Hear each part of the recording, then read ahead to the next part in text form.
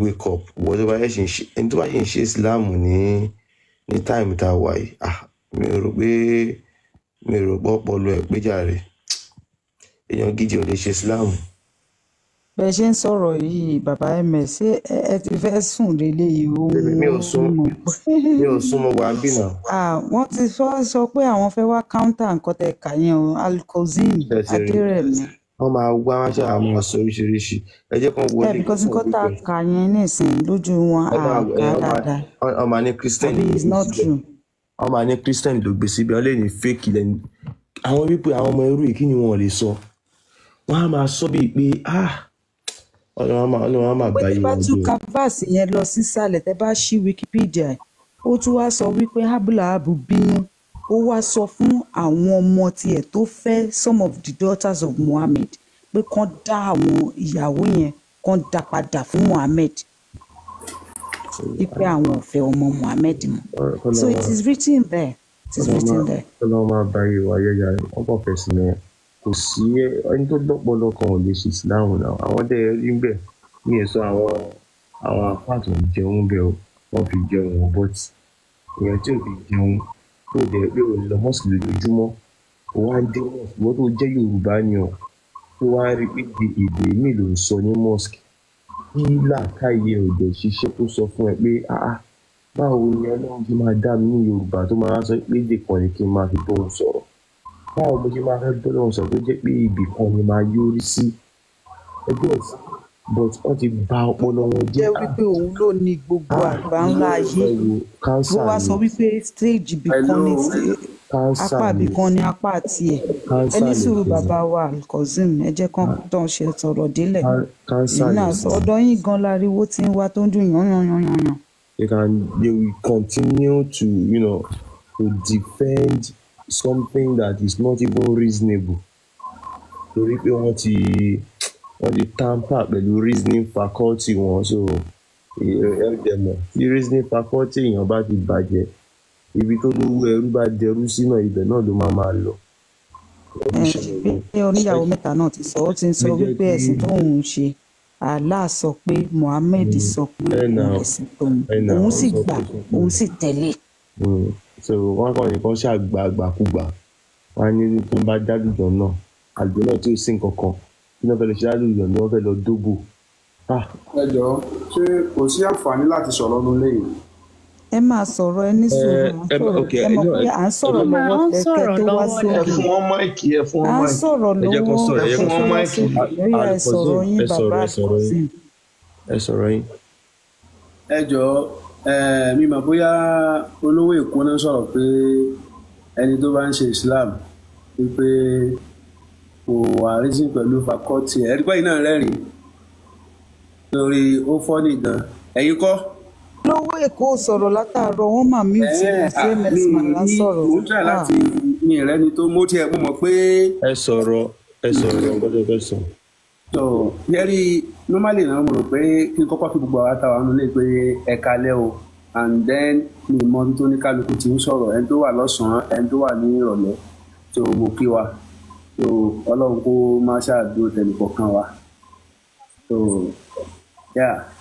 mo rí pé mo ti bá ń gbọ́ lóríṣiríṣi ọ̀dọ̀ àwọn ọ̀rẹ́ mi tá máa ń sọ̀rọ̀ nípa yàrá yìí but fortunately mo ń drive bọ̀ ni mo kàn tẹ fóònù mi mọ bí lọ́wọ́ mi ṣe lọ sórí TikTok mo ṣe já sí ìgbà ìlálẹ̀ àní inú mi dẹ́dùn wípé mò ń gbọ́ one or two things tí àwọn èèyàn ń sọ so mùsùlùmí lèmi o àfáàdẹ̀ ni mí so bọ̀ tó ń yà mí lẹ́nu wípé ọ̀rọ̀ tí mo bá lẹ́nu ìkan nínú àwọn tó wà nílé wípé wọ́n sọ wípé èrè náà ń sìn ní Mẹ́kà àwọn táwọn jẹ́ Yorùbá àrẹ́lẹ́bọ làwọn kò dẹ̀ wá òkè kán máa pe àwọn tó ń sin èrè ní wípé kán máa pè wọ́n lẹ́lẹ́bọ ó gbogbo ọ̀rọ̀ yẹn but point tí mo kàn rí pé mo fẹ́ mú bẹ̀ ni wípé at the end of the day ẹni yẹn sọ wípé èèyàn ní jẹ́ Yorùbá kó máa wá lọ ṣe mùsùlùmí àbẹ́ni tó bá ń jẹ́ mùsùlùmí tó bá ń ṣẹ̀sìn wípé tó bá ń ṣe Islam wípé ó máa jẹ́ pé orí ẹ̀ ti kò mọ nǹkan tó ń ṣe ni. ẹ jọ̀ọ́ kí ni ó jẹ́ rẹ́fẹ́rẹ́nsì àwọn tí wọ́n sọ̀rọ̀ ni. Sherry Alfa Alkosim. Èmi gan lóko ni mo sọ̀rọ̀ yẹn, but gbogbo téèyàn yẹn sọ, èmi lè sọ pé ni mo sọ. MS. Yeah. Ẹ máa jẹ́ ká ṣàlàyé fún wọn ní ẹgbẹ́ nọbí kàṣẹ má ṣe yọ̀nù MS ẹgbẹ́ àdìsí jáde. 4346 yẹn ká bẹ̀rẹ̀ láti bẹ̀. Torí wọ́n ní àwọn tí ń gbọ́ ròyìn pé àwọn nǹkan yẹn ó wá rú àwọn lójú ṣòro. Torí a máa ń sọ̀rọ̀ pẹ̀lẹ́rìí bíbá iná àpárọ̀ mọ́ wọn.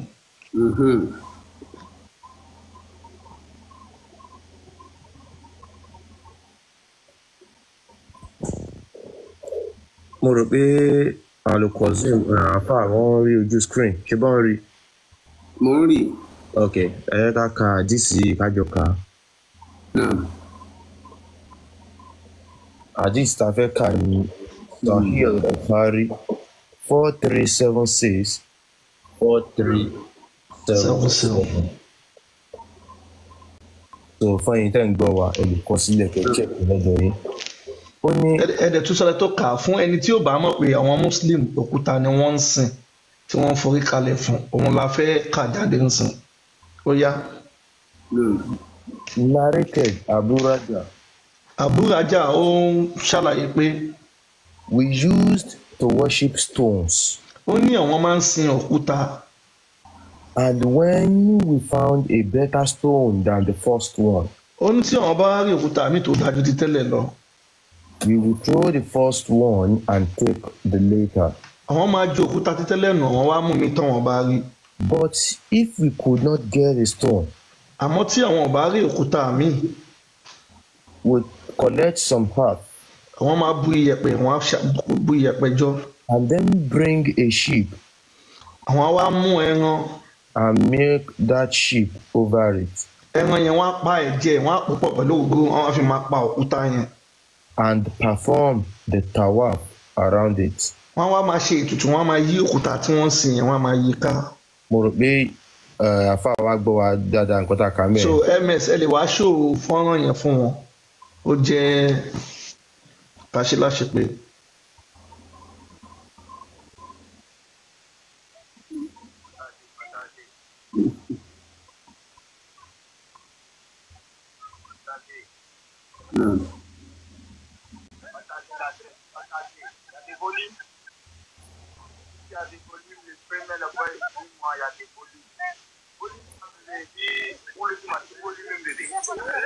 Ẹ jọ̀ọ́ ṣé mo lè sọ̀rọ̀ ń sìn? Ẹ ṣe sùúrù. Okay.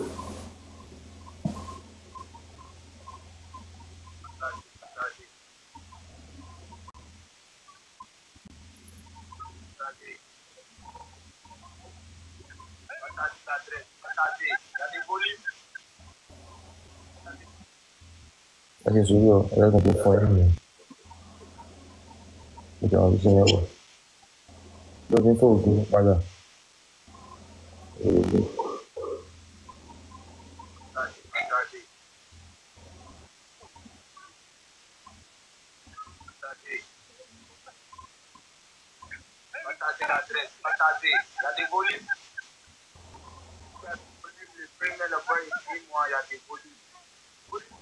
Fatasi.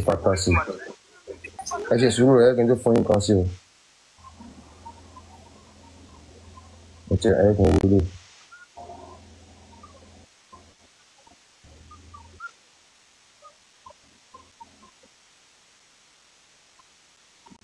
Chai, ó já mi lára bí.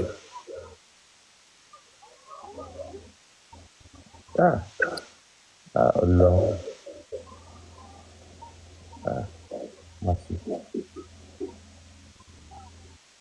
Ẹ kí n tẹ́kẹ̀ sọ̀rọ̀ báyìí.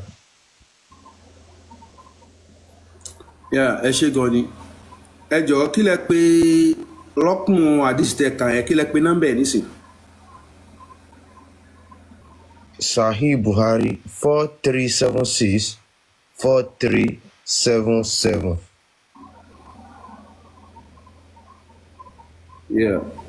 Àkọ́kọ́ tí màá kọ́kọ́ ṣàlàyé fún yín ni pé èyí tẹ́ kánú Sahih Bukhari yẹn ìyẹn kì í ṣe àdìsí ànábì àkọ́kọ́ nìyẹn ṣẹgẹ́tì ẹ̀ nísìn ìyẹn kì í ṣàdísì ànábì. Number 1 nìyẹn. Number 2, ṣẹ́rí ẹni tó bá fẹ́ sọ̀rọ̀ nípa ọ̀rọ̀ ẹ̀sìn Islam, gbogbo ọjọ́ tí ayé ti dáyé ó ní àwọn èèyàn ni wọ́n ti máa ń sá wọnú ẹ̀sìn. Gbogbo ẹ̀sìn téèyàn bá ń sìn, kódà kó má jẹ́ pé ẹ̀sìn gan, ẹni tó bá dá mọ́ṣe nípa ṣe ní Coca-Cola ní Nàìjíríà yìí, aláwọn èèyàn kan tó ṣe pé wọ́n máa lọ wọnú ẹ̀, wọ́n máa wo kí ni àwọn ingredients kí wọ́n fi produce production wọn, wọ́n á dẹ̀ máa ṣe nǹkan tó jọmọ́, ló fi jẹ́ pé àwọn fake, àwọn tó ń mọtí fake ọtí wà, fake oríṣiríṣi nǹkan ló wà. Ẹ̀sìn Islam ìyẹn ló máa ń cause problem láàrin àwọn àfáà. Tẹ́ bá rí tó bá ń ṣẹlẹ̀ káàkiri láyé ìsìn, tẹ́nìkan máa sọ wípé irú nǹkan yìí o, tẹ́ bá sọ̀rọ̀ àdìsí kan, gbogbo tẹ́ ẹ bá tó bá sọ wípé ànábì ló sọ, tó jẹ́ wípé ẹ rí i pé ohun tí wọ́n ń sọ yẹn ó bá ti tako ẹ̀sìn, kì í sọ̀rọ̀ ànábì nìyẹn. mi ì tí rí nọ́mbà àdìsí yẹn, mo sì ń wá o, mo sì máa wo lórí fóònù nígbà torí fóònù tí mo fi. Ustaz, mo fẹ́ kẹ́ take note àdìsí yìí, ẹ take note. Ṣé nínú collection Al-Bukhari ẹ mọ̀ pé sọ̀hí ni gbogbo àdìsí tó gbà, sọ̀hí ó ní authentication tó fi authenticate àdìsí. So ẹ fẹ́ sọ pé dọ̀yìf wà nínú àwọn àkójọ Al-Bukhari? Bẹ́ẹ̀ ni sà. So nínú ìwé yẹn, nínú èrò book collection yẹn, ó láwọn ìta máa yọ kúrò tó jẹ́ dọ̀yìf àbí? Bẹ́ẹ̀ ni sà. So kò ń ṣe gbogbo ẹ̀ ló tọ́ nínú gbogbo ìwé yẹn. Bẹ́ẹ̀ ni sà. Ọ̀rọ̀ kan ṣoṣo tí mùsùlùmí ló fi ṣe reference yẹ ẹ mọ̀ tó ṣẹlẹ̀, à ń pè mímọ̀ kan ní ilmul hadith. Ẹ̀yin wo lẹ ń pè bẹ́ẹ̀? Ẹ̀yin wo lẹ ń pè bẹ́ẹ̀? Ṣẹ́yìn káàrọ̀ òjìrì lẹ ń pè bẹ́ẹ̀ dàbà wàrà? Ẹ má dàpọ̀ ṣẹ́gẹ̀tẹ̀ tó bá jẹ́ pé ẹ fẹ́ sọ̀rọ̀ káàrọ̀ òjìrì ọ̀tọ̀, tẹ bá sọ̀rọ̀ nípa ọ̀rọ̀ ẹ̀sìn, ẹ má dàpọ̀. Ẹ jọ̀ọ́ ẹ má interject wọn, ẹ jọ̀ọ́ ẹ jẹ́ kí àfà wa máa sọ̀rọ̀, àfà ẹni ṣọ́njẹ́. tó ìmọ̀ hadith ìmọ̀ kan ni tó ṣe wípé ẹni tó bá jẹ́ àfà, ẹni tó bá fẹ́ rìn lójú ọ̀sẹ̀ rí, ọ̀tọ̀ ni pé èèyàn sọ pé bí a pé mò ń ṣẹ̀sìn, ọ̀tọ̀ ni pé kéèyàn lọ kọ́ knowledge nípa ẹ̀sìn. Ẹni tó bá kàn jí tó bá wò pé òun fẹ́ máa sin lọ́hùn, ọwọ́ dédé ìmọ̀ tó rọra lè fi kírun tí ó fi jọ́sìn fọ́lọ́hùn ọ̀tọ̀. Ẹni tó fẹ́ mọ̀ tó ṣe pé tẹ́nìkan tó bá fẹ́ ṣí lọ́nà á lọ kọ́ mímọ̀ ẹ̀. Ìmọ̀ yẹn ni mo sọ wípé àwọn kan wà tí wọ́n mọ̀ nípa ìmọ̀ yẹn, torí pé níjọ́ tí ẹ̀sìn Islam dé ó lálàáfíà, àwọn tó gbà direct source látọ̀dọ̀ ànábì kò sí problem pẹ̀lú wọn, but due to pé àwọn kinní yẹn bí bá mo fẹ́ pé ó ń depreciate ó ń díẹ̀díẹ̀, báwọn èèyàn ìgbàgbọ́ yẹn ń kù lára àwọn èèyàn díẹ̀díẹ̀. Ustaz intẹsọ́nsìn ẹni àwọn tó gba ẹ̀sìn láti ọwọ́ ànábì directly, ṣé a lè sọ pé àwọn sàhábà tí wọ́n fojú rí ànábì yẹn, a lè sọ pé gbogbo hadith tó bá mú wá tó sí àwọn collectors tó assign pé sọ̀hí ni wọ́n as in genuine hadith, ṣá lè sọ pé àwọn genuine hadith láti ọwọ́ direct sahaba ànábì yín pé 100 ni wọ́n, ṣá lè sọ bẹ́ẹ̀? Rárá sà, kò sí nǹkan tó jọmọ́ a lè sọ bẹ́ẹ̀. Àtún lè sọ bẹ́ẹ̀. Ẹ máa gbọ́ sà, ẹ máa gbọ́ ṣẹ́rí ìdí tàbí lè sọ bẹ́ẹ̀ ni wípé bẹ́ẹ̀ ṣe wà yìí, ẹ̀yin fúnra ara yín tẹ́ bá sọ̀rọ̀, ẹ̀yin lẹ sọ tọmọ yín bá gbọ́ lẹ́nu yín, níjọ́ tọmọ yín tó bá fẹ́ narrate ẹ̀ fún yàn ó lè sọ lé, ọmọ yín dẹ̀ lè sọ̀rọ̀ mí fúnra rẹ̀ tó máa ń dádì ní ló sọ, ló fi jẹ́ wípé tó máa ń sọ̀rọ̀ nípa ọ̀rọ̀ ẹ̀sìn, gbogbo tẹ́ ẹ bá ti yẹ̀wò tó máa sọ pé ànábì ló sọ, tó bá ti yàtọ̀ sọ̀rọ̀ pé Ọlọ́run sọ pé kẹ́ ẹ ṣe, ànábì kọ́ ló sọ yẹn, ìyẹn ni mọ̀ tó fi ń gbé ọ̀rọ̀ ẹ̀sìn kalẹ̀.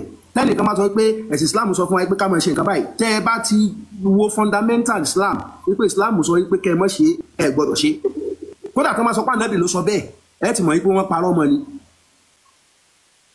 ṣe rí ẹ máa gbọ́ sàjẹ́ kí ẹ fún mi ní ìṣẹ́jú kan ẹ jọ.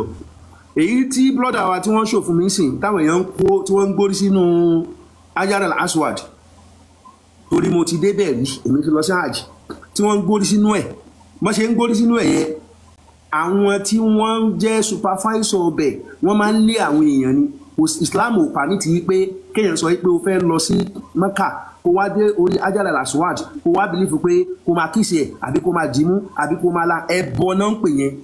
Islam ò pa ní tiẹ̀. Kò sí ibì kankan tí Islam ti pa ní ti pé nǹkan kan lè ṣe nǹkan kan lẹ́yìn Ọlọ́run. Òkúta tó wà mẹ́ẹ̀ òkúta lásán ni. Ìkan nínú àwọn sàhábà dẹ̀ sọ wípé tí kì bá ṣe wípé òun rí òjíṣẹ́ Ọlọ́run sallallahu alaihi wasallam wípé òun kó kíìsì wo òkúta yìí ni òun fúnra ara wọn ò ní kíìsì ẹ̀. Kíìsì pé kéèyàn embrace nǹkan ni òkúta yẹn òkúta bí òkúta àṣẹ ni tọ́lọ̀ wọn bá lè kí ọlá fàṣẹ sí lára ni kò wá ní nǹkan kan tó lè ṣe. Kò lè làyàn kò lè fúnyàn lówó kò lè fúnyàn lọ́mọ kò lè pààyàn kò lè fúnyàn lálàáfíà kò sí nǹkan kan tó òkúta yẹn lè ṣe. Alfa ìkan tẹ́yìn wá sọ ń sìn pé sàábé kan sọ pé òkúta yẹn ibo lẹ́yìn tí wá rí yẹn sínú Kùránì ni. Ẹ ṣe sà n tí òjíṣẹ́ Ọlọ́run. no ẹni sùn ṣé mo pé ẹgbàá dísì ta fún yín sùlàwà náà tí wọ́n ń béèrè pé nǹkan tẹ́yìn náà sọ ń sìn ẹni sùúrù bàbá mi ẹni sùúrù bàbá mi ṣé inú Kùránì lẹ́yìn náà ń fún wa ń sìn. rárá sà inú Kùránì kọ́. so ẹ máa gbọ́ tẹ́yìn bá fún wa tẹ́ bá fún yín ládìsì tẹ́ bá ní ẹ gbà pé fèkì ní bí Coca-Cola tẹ́lẹ̀ àwọn yíbò ń ṣe á jẹ́ pé ìtẹ́yìn náà fún wa náà Fanta tẹ́yìn náà ṣe lélẹ̀ torí àwa fún yín ládìsì tó jẹ́ sọ yìí Buhari ẹ ní Coca-Cola tọmọ yíbò ṣe ni ìtẹ́yìn wá fún wa yìí náà sìn Fanta tẹ́yìn náà ṣe ni. olówó Èkó. no tẹ bá wò náà ẹ̀hún náà tẹ bá sọ pé ó yẹ kí fún yín ládìsì mi sà ẹni sọ yẹ fún yín ládìsì mi ẹ máa gbọ́ ẹni pé òkúta tó bá ń fọwọ́ kàn pé ẹ̀bọ ni bọ́tà bá fún yín ládìsì tó sọ pé tó bá fọwọ́ kan òkúta yẹn ó máa pẹ̀ṣẹ̀ rẹ̀ ń kọ́ bọ̀ǹkan tó mi ṣe fẹ́ fún yín mọ́ ẹ ti ní ìgbàdísì gbọ́ so rárá sá rárá sá ẹ máa gbọ́ èmi ò sọ pé ìyá wa bí yá Mr. Aṣíjú Adélèṣì Mike nsìn èmi ò fẹ́ bá fa sọ̀rọ̀ mọ́ wọ́n ti ní nǹkan tá a mú wá fèkì ni. èmi ò sọ fún yín pé mi ò gbàdísì gbọ́ o èmi ń sọ fún yín pé. afa salaam aleykum. wa aleykum salaam. hold on ẹ jọ̀ọ́ bàbá wa fẹ́ gbóhùn sókè ẹ ṣeun ẹ bá wa mute Mike yẹn ẹ ṣeun. Àfáàmì assalamu alaikum. Àwọn náà lọ́jọ́ fẹ́ sọ̀rọ̀ ọdún nìkan fà mọ́tò. Wa alaikum salam wa rahmatullahi wa barakatuh. Gbogbo nǹkan tẹ́ ẹ̀ sọ ní àti àárọ̀ gbogbo wa náà ló yé ẹ̀ ń gbọ́. Ìkankan ni mo fẹ́ kẹ́ ẹ mọ̀. Ìbéèrè tí màá kọ́ béèrè ni pé hadith tán mú wáyé ǹjẹ́ yín ti gbọ́ rí? Ó tiẹ̀ wá dọ̀ ìfò ni o. Ó ti wá sọ èkì ni o ǹjẹ́ ẹ ti gbọ́ rí. rárá sà mi ì gbọ́ rí. ó dà tó bá yẹ pé bóyá ẹ ò gbọ́ rí ẹ ṣáà ti gbọ́ pé àwọn àdìsí kan dọ̀ yìí àbí. mo àdìsí tó wà àdìsí méje ni. now ìgbà wo lẹ́yìn gbà Islam ọdún wo lẹ gbà Islam. Àwọn bí mi síbẹ̀ ni mi ìgbà Ìsìlámù. Wọ́n bí mi sí Mùsùlùmí. Ọmọ ọdún mélòó ni? Inshallah bí kò bá ti láì, I will be 47. Ok, ṣé ẹni tó wá jẹ́ 47 yẹn, ó wá lè nímọ̀ tó ẹni tó ti wà mẹ́rin for the past 1000 years? Ó máa ń ṣẹlẹ̀ bẹ́ẹ̀. Ẹ ṣe sùúrù. Ẹ jẹ́ ká fi Bobrisky ṣe example.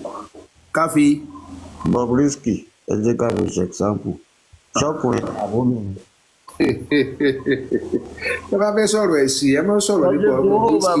Bẹ́ẹ̀ni bàbá Mr. Aṣíjú Adé ẹ máa because àwọn Muslim ẹ bá ti mọ̀ ọ́ bá ń bá wọn ṣe ń bí a ní ìwé ìtàn tó sọ nípa ìtàn Muhammadu fún wa táwa gan níta ti kà. A kì í lè sọ síta torí à ń fẹ́ lo reference wọn bẹ̀. Àwọn ò fẹ́ ju pé kẹ fún wọn ní Quran hadith àpẹẹrẹ míì ẹ jọ ẹ má fún wọn sà ẹ nù ẹ kàn fún wọn ní Quran hadith ẹ ṣe. Ok. Ohun tá a máa ṣe ni wípé mo kàn fẹ́ kẹ́ ẹ mọ̀ wípé ọ̀pọ̀lọpọ̀ àwọn nǹkan yìí ẹ̀tàn pọ̀ nírú ẹ̀. Bóyá ẹ máa ṣe àmì rárá yín ni ẹ máa ṣe o. Mo ṣe ń sọ̀rọ̀. Àfáà mo fẹ́ kẹ́ tí bá ti ń sọ̀rọ̀ kẹ́ máa ṣe àmì. Ok. So gbogbo àwọn nǹkan tí àwọn èèyàn ń sọ fún wa nípa Al-Qur'an àti hadith ọ̀pọ̀lọpọ̀ wọn ló mú confusion wá láyé tá a wà yìí. Ok. Ẹ máa ṣe àmì. Ní ilé sàmì ọ̀rọ̀ lásán lẹ̀ ń sọ yẹn. Fine. Ẹ wá bá wa tú Suratul Fatiha. Ẹ ṣe. Naam. Alhamdulillahi Rabbil Alamin. ọpẹ́ ni fún Ọlọ́run ọba títọ́ gbogbo àgbáńlá ayé. Ar-Rahmani Ar-Rahim. Ọba àjọkẹ́ ayé ọba ṣàkóso. Àmín. Rárá ẹ má ṣe mistake. Màálíkì ẹ ṣáṣe sùúrù. Màálíkì Yawmiddin. Ìwọ la máa sìn ọ̀rẹ́ láti máa béèrè rẹ̀ á sì máa wá ìrànwọ́ lọ sọ́dọ̀ rẹ̀. Iyyaka na'budu wa iyyaka nasta'in. Mo ti túbẹ̀ yẹn iyyaka na'budu wa iyyaka nasta'in náà ni mo tún yẹn ìwọ la máa sìn ọ̀rẹ́ láti máa béèrè rẹ̀ mo ti tún yẹn. Ihdina siratal mustaqim. Ọlọ́run fi wá mọ ojú ọ̀nà tó Àmín.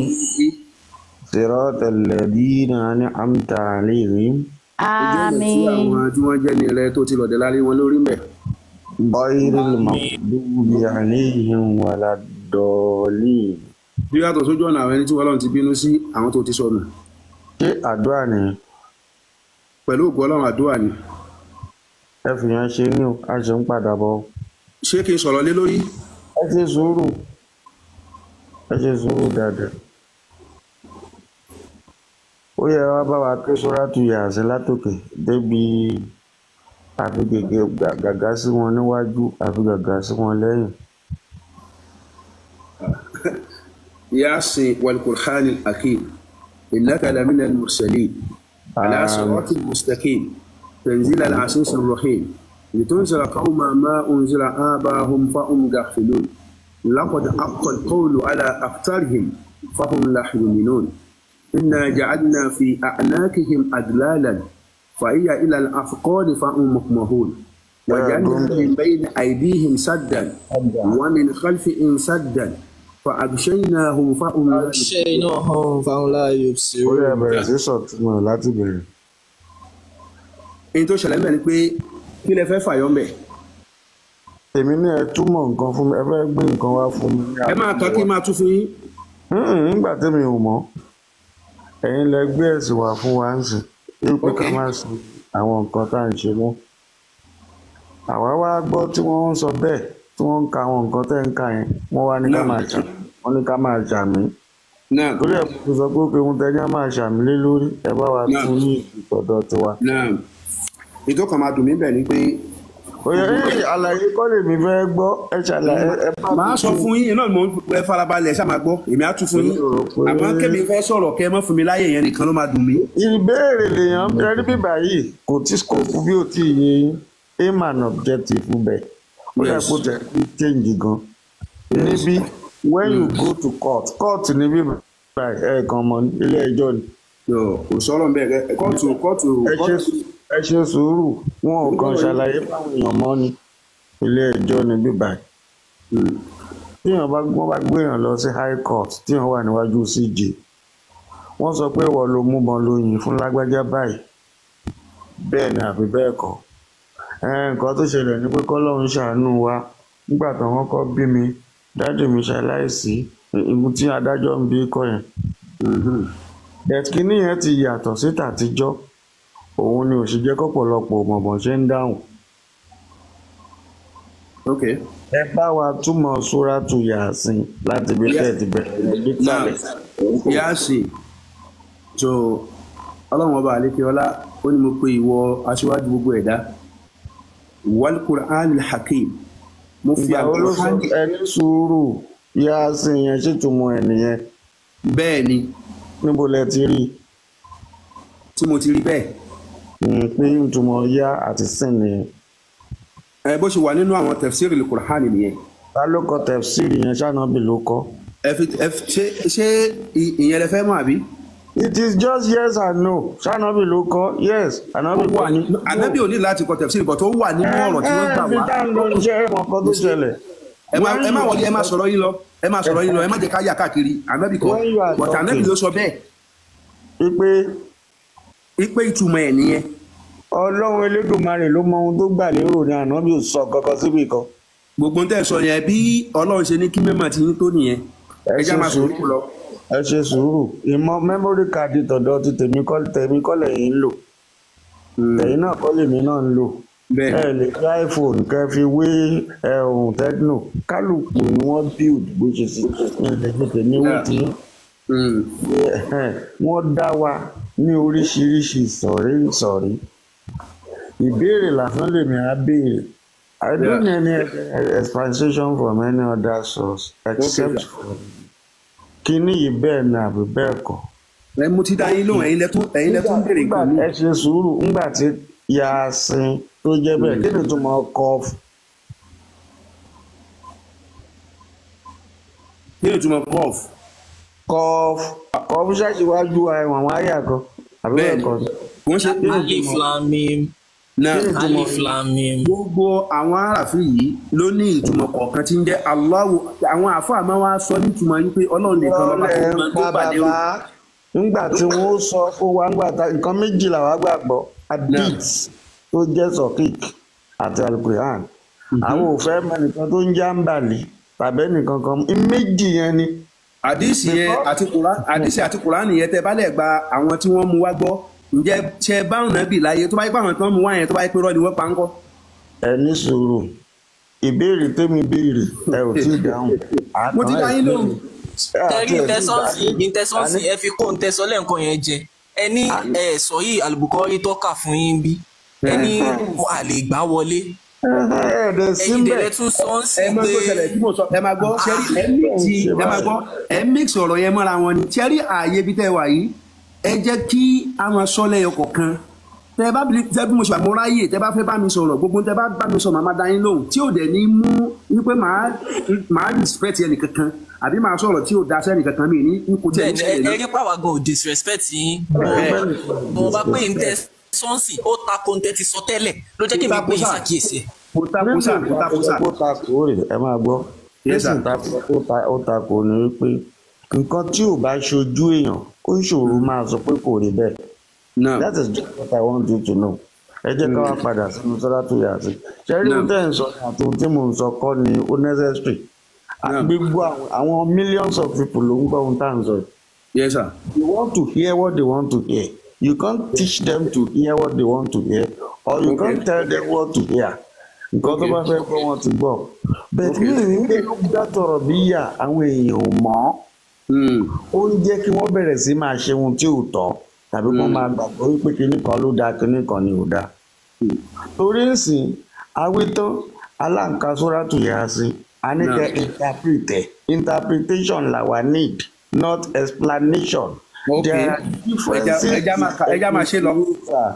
Ẹ ṣe sùúrù sá ẹ rí pé mi sọ̀rọ̀ tẹ́lẹ̀ wọ́n mọ̀ ní tí wọ́n bá dé kí n stop láti sọ̀rọ̀ máa mú tù. I don't just talk anyhow. There are differences between translation and explanation. If I want you to explain, that one is in another platform, not here. You translate what you are saying because people don't understand what you are saying. Now, please, can you translate the surah you are saying in Yoruba? Ó náà ni mo ti ń sọ yẹn. Ó yá. Yasin, Yahu Nida, Sin, Ya Sayyid, aṣíwájú mo pè wọ aṣíwájú ẹ̀dá, mo fi wá nábì, mo fi ẹ́búra, wal Qur'anil Hakim, àti Qur'ani tí mo fi ṣètò ayé tí ń jọ́jọ̀gbọ́n, mo fi ẹ́búra, innaka laminal mursalin, nínú àwọn òjíṣẹ́ ló wà, ala siratin mustaqim, ìwọ ànábì sì wà lójú ọ̀nà tó dúró déédéé. Àmín. Náà? Mo ń ṣàmì ni. Kílẹ̀ wíṣà? Mo ń ṣe àmì. Àmín. Ẹ bá máa fẹ́ ṣàmì kò sí nǹkan bẹ́ẹ̀ kò sí àbúrú bẹ́ẹ̀. So, Tanzil al-Aziz ar-Rahim. So, Al-Qur'an yìí, tí wọ́n sọ̀kalẹ̀ látọ̀dọ̀ Ọlọ́run, ọba tó wọ́n, ọba tí máa ṣa gbogbo ẹ̀dá kẹ́rin. Mo tẹ́ ìwé yẹn ò sínú translation does not mean explanation. Mi explain o, kẹ́rí ẹ máa gbọ́ sà, kẹ́rí kíní kan wà tó yẹ pé ẹni tí nǹkan ò bá yé tí ò bá mọ̀ kò gbọ́dọ̀ máa sọ wípé nítorí pé ẹnì kankan sọ nǹkan kan kalẹ̀ kó máa wá sọ ń pa ẹ̀. Yes sir. Tẹ́rí ẹ máa gbọ́ sà, tẹ́rí ẹ ti sọ̀rọ̀ látàárọ̀, ẹ fún mi ní ìṣẹ́jú méjì péré kẹ́lẹ́ máa ká àbí ìṣẹ́jú kan. Ẹ fún mi ní ìṣẹ́jú kan. Ẹ ti ń sọ̀rọ̀ látàárọ̀ sà, ẹ fún mi ní ìṣẹ́jú kan. Rárá sà, ẹ fún mi ní ìṣẹ́jú kan. Mi ní ká explanate bàbá yìí, ẹ rí pé lówó Èkó ti fi bó ti lọ. Because ìṣẹ̀lẹ̀ yẹn explain, they want you to translate. ẹ wo bí ẹ wo ẹ̀kọ́ tó wà ní ojú screen yìí. Yes, sir. Wọ́n dẹ̀ kọ translation sókè. Ààrẹ any explanation but we need the translation. Later you will explain. That's it. Ẹ ṣàlàyé fún mi kí ni explanation àti translation bóyá mi mọ̀ ẹ mọ̀ túmọ̀ yà sí ẹ sọ fún mi. Ẹ ṣé kí n gbọ́. Translation òun ni ayan ò gbé fọ̀. Ṣé ń gbọ́? Ayan ò gbé fọ̀. Money owó that is kò tí nǹkan mi mọ̀ ohun tí wọ́n máa ń gbé lọ tó máa ń fi pépà tẹ̀ tá a máa ń fi ṣèdúnàdúrà explanation nìyẹn kò kí ń ṣe translation ọ̀tọ̀ ní ẹ̀yin lẹ́sà bí mi ẹ ṣe sùúrù ọ̀tọ̀ ní transliteration ọ̀tọ̀ ní translation ọ̀tọ̀ ní explanation they were different ó yàtọ̀tọ̀ síra wọn. I need the translation now later. You will explain to us, but I will firstly ask, what is the meaning of what you say? Simple. Shibi, spoon, that is translation. Ìwé, book. Ọkùnrin, man, that is translation. Transliteration means when you write it in Arabic, you want me to pronounce it. And I don't know how to pronounce. You now write it in my language corresponding with the pronunciation of what you are saying. That is transliteration. But explanation is that this vocabulary and what you have been saying, this is the illustration about it. Bó ṣe máa ń ṣe nìyẹn tó ti ń yé wa. I like the way you are talking. Abuse anybody. I want to know the abusing. But try and understand the question before you answer it. Might not be no sọ pé ẹni tó ń béèrè lọ̀gá ẹni tó ń dáhùn. Ẹ ṣe sùúrù ẹ bá wa ẹ fún wa ní translation Suratu Yasin débi pé wọ́n gbé gàgà sí wọn níwájú wọ́n gbé gàgà sí wọn lẹ́yìn bí tẹ́ dúró sí ó yá. Naam. Yasin wal Qur'anil Hakim. Al-Qur'ani Hakim ìwé ọ̀jọ̀gbọ́n innaka ìwọ ànábì lamina al-mursalin ó wà nínú òjíṣẹ́ ala siratin mustaqim ó sì wà lórí ojú ọ̀nà tó dúró déédéé tanzil al-aziz ar-rahim aṣọ al-Qur'an àrẹ tí wọ́n sọ̀kalẹ̀ lọ́dọ̀ ọba tó wọ́n ọba àṣàkẹ́ ọ̀run. Litunzira qawman unzira abahum fahum ghafilun láti lè máa fi ṣe ìkìlọ̀ fún àwọn ìjọ nípa àwọn tí ó máa jẹ́ ìkìlọ̀ tá a fi ṣe ìkìlọ̀ fún àwọn bàbá wọn nígbà tí wọ́n jẹ́ afọnufọ́ra.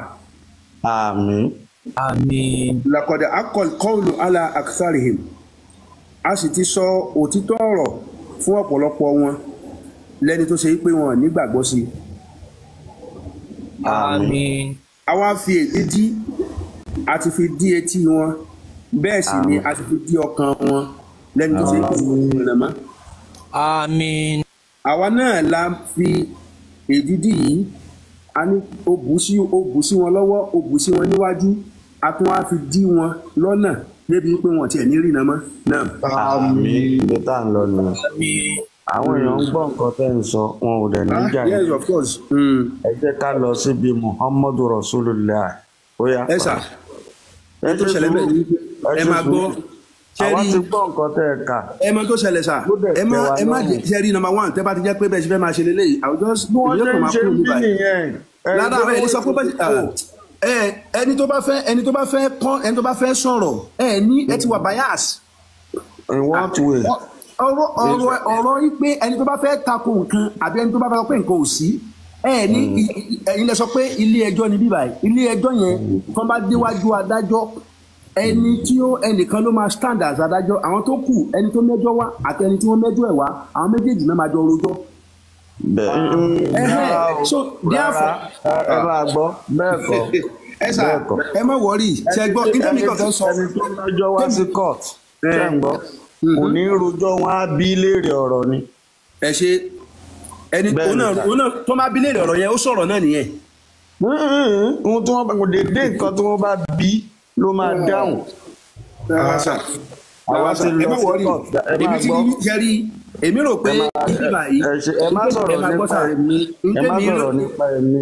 We are talking about knowledge here. Ṣe rí ọ̀rọ̀ tẹ́ ń sọ yẹn ọ̀rọ̀ wípé ẹ̀ ń play smart. ẹ ti fẹ́ máa abuse mi díẹ̀ o. Mi lè abuse yín o, Ọlọ́run ò ní jẹ́ má bínú sá o. Mi abuse yín o. Ẹni mo wà biased is an embarrassment. Kì í ṣe ẹ̀yin mò ń sọ o. I'm talking about generally mo sọ for everybody. It's wrong. Ẹ má bínú sá.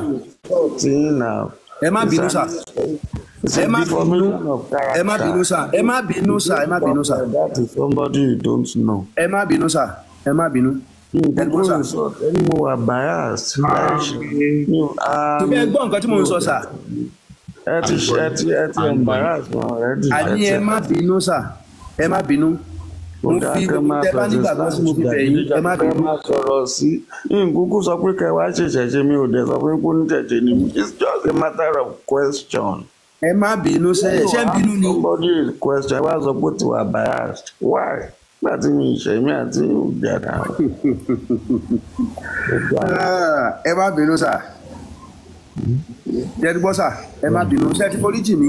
A ti foríjì. Èmi ò kì í bínú sí yàn ṣùgbọ́n. Ẹni ẹ má bínú sà. Mo ti sọ ẹ má bínú yẹn tó ẹ̀mẹ́wàá nísìnyí. Mo ti ní ẹ má bínú. Nítorí pé it is an intention. It came from your mind. It is not by mistake. Téèyàn bá ṣe nǹkan tó bá jẹ́ pé èèyàn ṣe pẹ̀lú intention tẹ́ni ẹ̀ lè sọ pé òun sọ́rí. ẹ má bínú sà. I will not listen to that. I'm a philosopher anyway. Okay sir. Ẹ má bínú. Kí ni kí wọ́n lè máa fi tán rẹ̀? It's okay. Tẹ́ máa fi tán rẹ̀. Not answer what I ask. Mo ti dá yín lóhùn sá. Èmi bí yín continue. Èmi ò kẹ́rí interfere derive nínú ẹ̀ kò sí ẹ̀dìgbà tí máa ka Quran bíi mẹ́wàá àbí mẹ́jọ. Káwọn èèyàn lè mọ̀ wípé ọ̀tọ̀ ni àwọn èèyàn ti ní bad something towards every religion. But the only way you can make it clear from their mind is by telling them by their own local dialect. Listen to me very well. Ẹ tó lè convince èèyàn lórí pé a ò lè rán òjíṣẹ́ kan lọ síbì kan láì jẹ́ pé èyí tó gbọ́ èdè wọn. You must unlock the inner ear of your people, the target group, before you can talk to them. Kí ni Lárúbáwá èṣù? Ṣèitán. Kí ni Lárúbáwá Ọ̀rúnmìlà? Kò sí Ọ̀rúnmìlà ní Al-Qur'an, kò sí jẹ́mọ̀ báyìí. Ibi tí mi fẹ́ gbé yín lọ sí jìn. Torí ẹ̀ ló ṣe jẹ́ wípé I will ask you question. Ẹ wò bẹ́ẹ̀ ṣe ń dá mi lẹ́rìí pa àwùjá. Wọ́n bá ti bí àwọn èèyàn wà ń sàlẹ̀ tó ń gbọ́. Forever dẹ̀ ni wọ́n máa gbọ́ prógrámù yìí. Kò kì í ṣe ohun tó máa kú. Bá dẹ̀ ṣe ń gbọ́, òun ni wọ́n tún ń ṣẹ́kì àìkáàkiri àgbáyé. If you look at the MS Baba, 215,000 people ló ń gbọ́ lẹ́ẹ̀kan náà. So kíkìyàn tó wá bọ́ sí bíbá ẹ̀kọ́ tó àmọ̀ pé nímọ̀. About 324 plus FYP àtàwọn silence watchers àti comment section. Àwọn èèyàn kan wà tẹ́yìn ò mọ̀ ìṣẹ̀lẹ̀ rúpa wa tàwa ń bíbá ẹnìkan ṣò là ń gbọ́. People are asking us, this book written in a strange language, we don't know what is there. We are not the problem, but our offspring that are coming, they will be querying us that what is inside. Telling them we don't know is another problem entirely. Now, nígbà tí wọ́n bá ní ẹja ké sọ́ra tó yà á sí, wọ́n bá bẹ̀rẹ̀ wá gbogbo yà máa ṣe àmín ohun tí wọ́n dẹ̀ ń kalẹ̀ ẹ̀wọ́ ara yín lẹ̀ translate. The same thing náà a ṣe ń lọ síbi tó jìn o. You don't force anybody to go and do any religion. You don't force anybody to come out of it. But let people be unlocked away from the prison of knowledge. That is what I just want to establish here. Àwọn olówó Èkó ti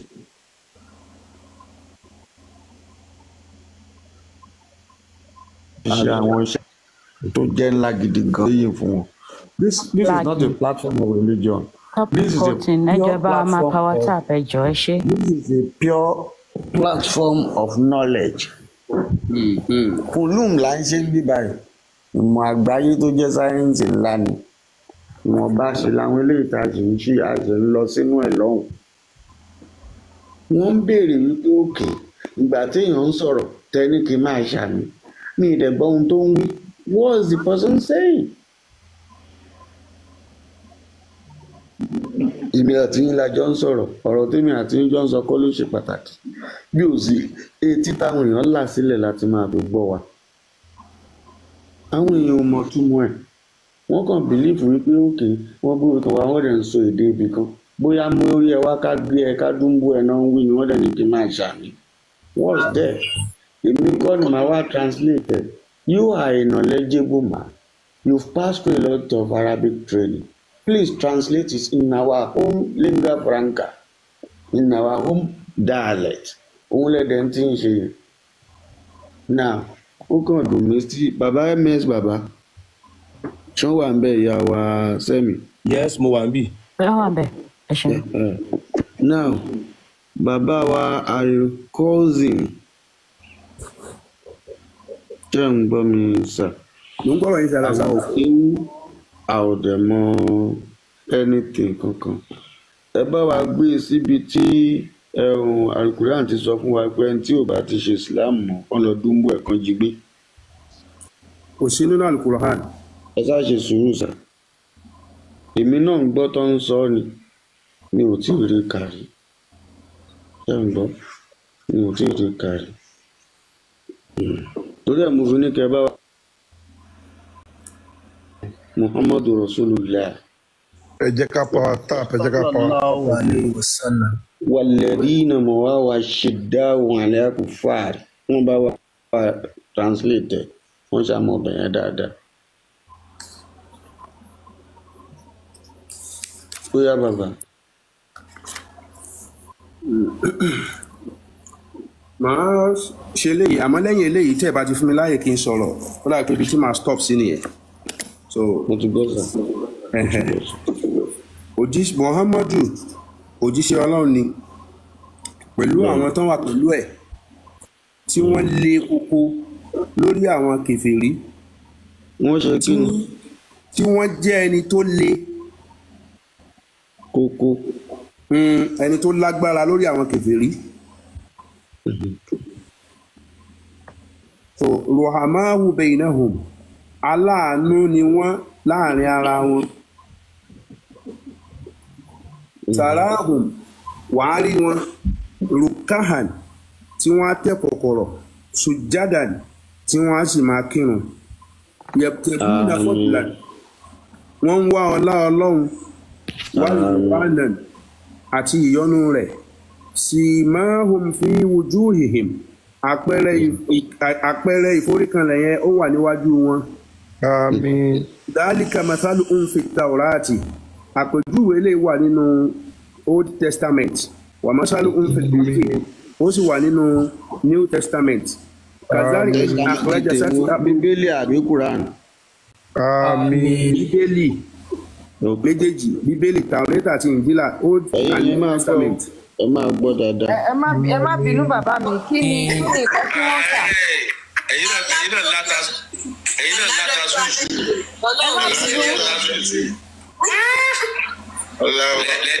Lẹ́sìn bẹ́ràn wì, àṣẹ́yìn náà láta sùúrù.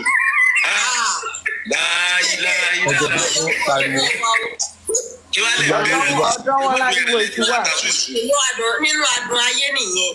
Kí ó pé ọbẹ̀ ló ń ráyé dùn. Ọlọ́run máa yọ kúrò ìjàre Rocky Good. Ọlọ́run jọ kò ní bàjẹ́ fún yín láíláí. Ọlọ́run wò láti lẹ́bi. Mo ti tán máa Ustaz Al-Cousin. kí ká rí wọ́n láti lọ́wọ́. A máa ríre o. Ẹ ti ríṣẹ́. Àfáà tí láwọn máa sá lọ, wọ́n dẹ̀ ti sá lọ. Ẹ padà wá o. Ẹ jẹ́ bá a gbé díje sọ wa. Ṣé nǹkan tó wà ń bì ló ń kà ní àbó ń kà kan mi? Èmi ti sáfúrà kan ni mo fún un tí mo ní kó máa tú. Òun ni ọyún tó ń jáde tẹ́ ń gbọ́ yẹn. Ọyún yìí ò ṣe é túmọ̀. Ní àwọn kan ṣe bẹ̀rẹ̀ sí ìsọ̀tì wá jà. Ó mọ̀ fi síbẹ̀ yẹn ni ó ti ń dọ̀ ó mọ̀ sá lọ ni. mo ṣe jẹ́ mi. ọlọ́gbọ́n sá lọ ló ṣe gbé síbi tí ó ti ń bọ̀. àwọn bàbá wa gba ìgbàkúgbà wọlé o mo sunkún lálẹ́ o. mo ti sọ sínú àwùjọ wípé mo ti bínú tán pápátá ni o kì í ṣe bínú kéékèèké. ẹ káàbọ̀ bàbá àgbà onítàn lórílẹ̀ ẹ ṣeun bàbá. tó bá wo àwùjọ ẹ rí kọ́mẹ́ǹtì mi ń bẹ̀ lọ́sàn. that is it. mo lè bá a dúpẹ́ ìyálájé ẹ bá a dúpẹ́ lọ́wọ́ bàbá àwọn ni wọ́n máa ń ṣe ìwúre fún wa ní gbogbo ìgbà àwọn ọmọ èṣù is not Satan ẹ bá wa dúpẹ́ lọ́wọ́ bàbá. ẹ ṣeun bàbá wa o. ẹ ṣe gan. a máa rí yín pé ẹ ṣe gan ni o. ẹ túbọ̀ pẹ́ fún wa àgbáyé àdálẹ́ o. ẹjọ́ káwa gbé bàbá wa Alkozim wọlé ẹjọ́ Alkozim. ṣé wọ́n send a request. mo ti wá mi ò rí request kankan. ẹni tí ò bá ti send a request tá bá ti gbé wọn sókè tán bá ti wá ní àṣẹ báwa la gbá wọn wọlé. nǹkan tẹ́ bàbá tó ṣe sá lọ. tá a bá ti ṣe báyìí tán wọ́n wá lọ sórí wọ́ọ̀lù mi wọ́n á lọ mú fọ́tò mi jáde wọ́n máa lọ ṣaṣẹ́. iṣẹ́ tó máa dà lé wọn lórí. ó máa wà dójú ẹ̀ báyìí. àṣẹ bàbá ìkan wọlé wá lóru èní Iyemọja ló fi jáde Iyemọja ló fi jáde bàbá.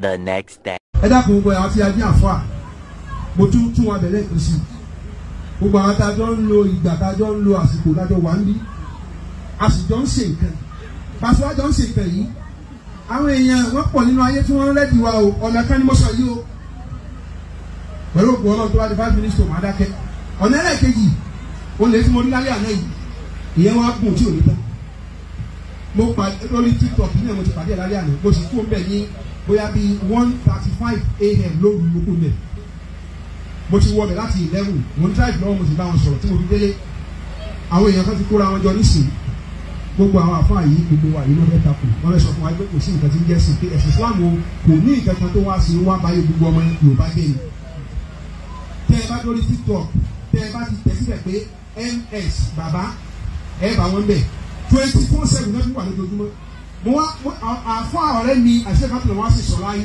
wọ́n ti sọ̀rọ̀ ẹ fún mi pé àwọn kan wà lórí wọn yá wẹrẹ gan o mo wá pàdé wọn lálẹ́ àná bí mo ti dánù wọn báyìí wọ́n á sọ fún ọ pé ká pìkì ní ọ̀pọ̀ bá pìkì ní ọ̀pọ̀ ń bẹ nínú wọn tó ṣe pé ó dìde sọ fún mi ó ní òun lọ kéwú ní mọ́sálì ni òun ò sì lọ kéwú nítorí pé kóun wá fi ṣe àfà òun ò sì kéwú nítorí kóun fẹ́ fi ṣe Islam òun fẹ́ fi takò ẹ̀sìn Islam ni.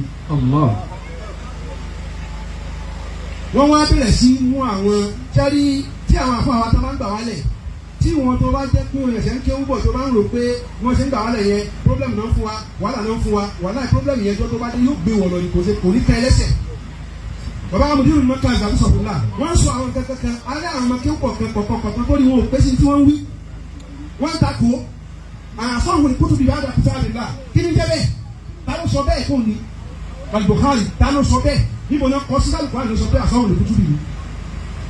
tíra Buhari yìí òun ni wọ́n mú jáde fún mi ẹ̀sáàmù tó kọ́kọ́ ṣe fún mi láyé àná wípé ṣáàfà ni mo ní of course wọ́n ní kí n ka sọ́lá tó ìfọ́tí àkéjì náà tó gbèsè àfihàn pàtí àti ẹni tí ó sọ yẹn ọ̀rọ̀ tí mo sọ pé ó ṣẹlẹ̀ yẹn àwọn èèyàn tí wọ́n ń gbọ́ 323,000 lẹ́ńgbọ́rọ̀ nílẹ̀ kan tuntun ní sọ yẹn gbogbo ayé Cairo London Amẹ́ríkà lẹ́ńgbọ́rọ̀ mi lẹ́ẹ̀kan tuntun mo bá bẹ̀rẹ̀ sí kásọ́lá tó pàtí àmótù ìgbà tí mo wá bẹ̀rẹ̀ bàbá wa ìbọn lè sùn mo ní alhamdulilayi rabbil alamin wọ́n ní kí n tu ọkọ̀ ní fọ́lọ́ ìkànnì ni wọ́n sọ pé àmín aramani rahim maliki yawmidin àmín wọn sọ àmín mo ṣe kàn yẹn nígbà tí mo kà tán wọn ní no problem nìkan ni ó yá àfọ àyè bá mi ṣí suratu yasin ẹ kà dé bi sàdán ọdún kálífì ní sàdán kẹsì bá mi tún dé mo bá bẹ̀rẹ̀ gbàtẹ́mi ó tún mo ní yá sọ wọn Qur'an la pé mo ní yàyẹ yá sayyid yẹn sayyid al-mursalin ni mo lá nàbì ní sọ torí tó jẹ́ ká mọ̀ pa nàbì ní sọ ni pé innaka lamina al-mursalin ó ní kí n má ṣe tàwíìl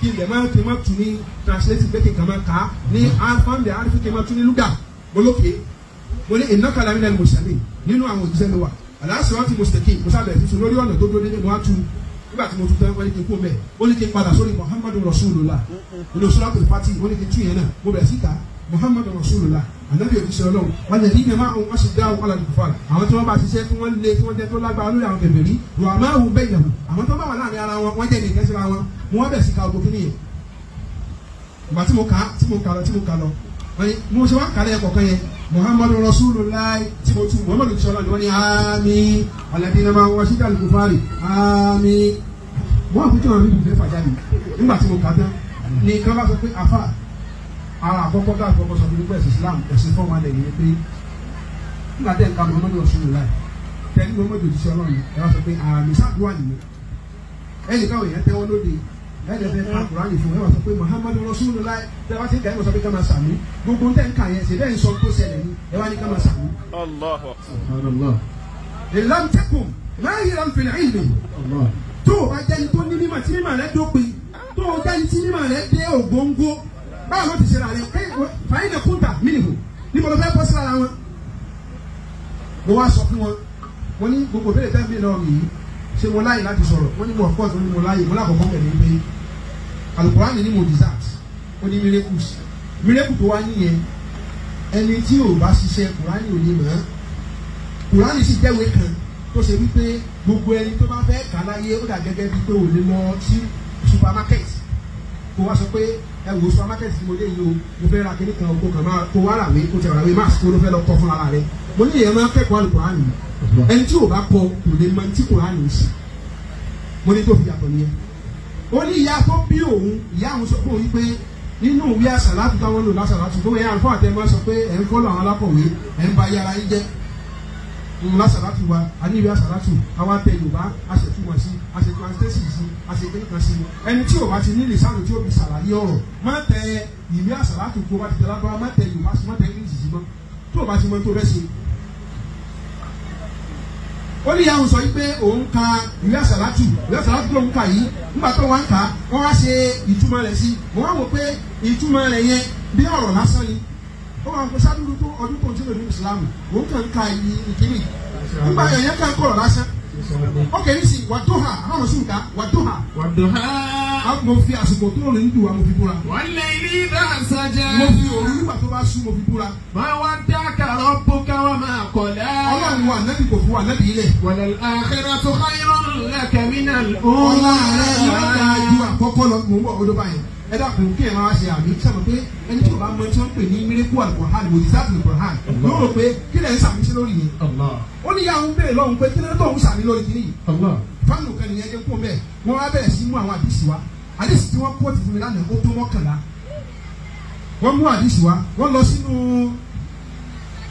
Suratu Talaq tó ní nígbà tí àlùfáà sọ pé yá ayọ́ àlẹ́bí ìṣàkóso lákùnmù ní sáfà tó lè gbogbo nílẹ̀ ìgbà ìnà wà áṣùnà ìgbà tẹ̀tẹ̀ láti kùjù òhun náà ní mbuyú ti ìnà wàlá yàkúrújìnà ìlà ayé àti ìnà nípa ìṣàkóso ìbàjínà wọ́n ti ní ká òdúdú ńlá wọ́n ní ọmọ yẹ tẹ́kì láti ní kàbí tí mo fẹ́ lọ mẹ́rin kó ní wàláhí lábúyẹ ìsinamínà ní mahidi wọ́n ó ní àwọn obìnrin tí wọ́n ti di pé wọ́n ti wọ menopause ó ń sọ̀rọ̀ wọn ó ní wàláhí yẹ ìsinamínà ní mahidi àwọn tí wọ́n ti wọ menopause ó wá tún ní wàláhì làmìyẹ ìdnà àtàwọn tó sẹ́yìn pé wọ́n ti wọ menopause tó yẹ pé àwọn àfọ onítẹ̀sí jàlálẹ́yìn gbogbo wọ́n sọ fún mi pé kí n lọ gbé gbogbo tàbí ti máa ní wá kí n lọ gbé wá wọ́n ní tí àwọn onítẹ̀sí rí sọ́ńbẹ̀ yẹn wàláhì kò lásìkò àwọn yẹn gbàdúrà ṣáà kí ni wọ́n tó pera aláfa tó dáńtọ́ lẹ̀ gbogbo tẹ̀sí tí mo gbé wá mo gbé kún tọ̀bí mo gbé mọ̀ lọ́dún gbogbo tẹ̀sí tí mo ní bíi mẹ́fà tẹ̀sí Ibn Abbas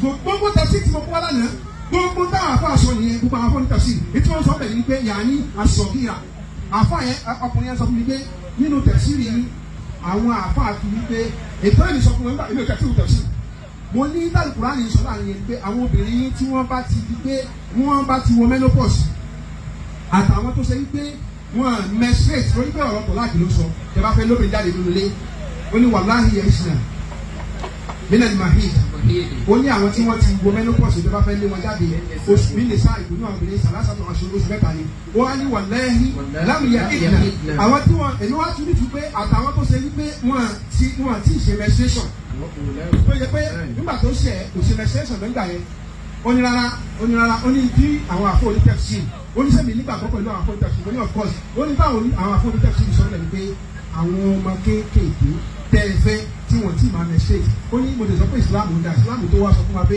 káwọn máa fẹ́ àwọn ọmọ tó ti menstruate àwọn ọmọ ọgbọ́n méje mẹ́jọ ó ní kí n lọ wo gbogbo tẹ̀sí mo gbé Jàlálẹ́nì jáde mo gbé sáwí jáde mo gbé mọ̀rọ́gí jáde mo gbé kúrúkọ̀bí jáde mo gbé tọ̀bàrání jáde gbogbo àwọn afọ onítẹ̀sí ojú kan náà ni gbogbo wọn lọ sọ̀kíra ni wọ́n wú.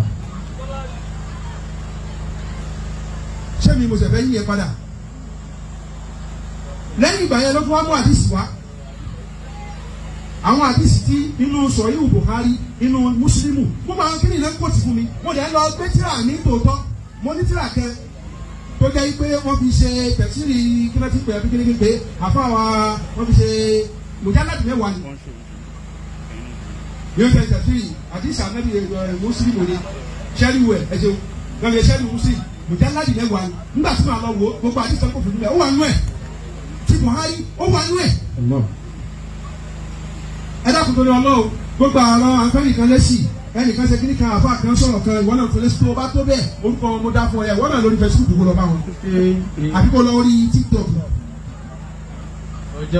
àwọn èmi nìkan láàrin àwọn bíi mẹ́wàá ni ẹnìkan bá sọ̀rọ̀ tán ẹnìkan béèrè béèrè kan ẹnìkan béèrè béèrè kan ẹnìkan béèrè gbogbo àwọn tó padà wá àwọn wá fọ́lọ̀ mi lórí TikTok pé àfa àwọn bẹ̀ sí pé àfa ní ìbò tán.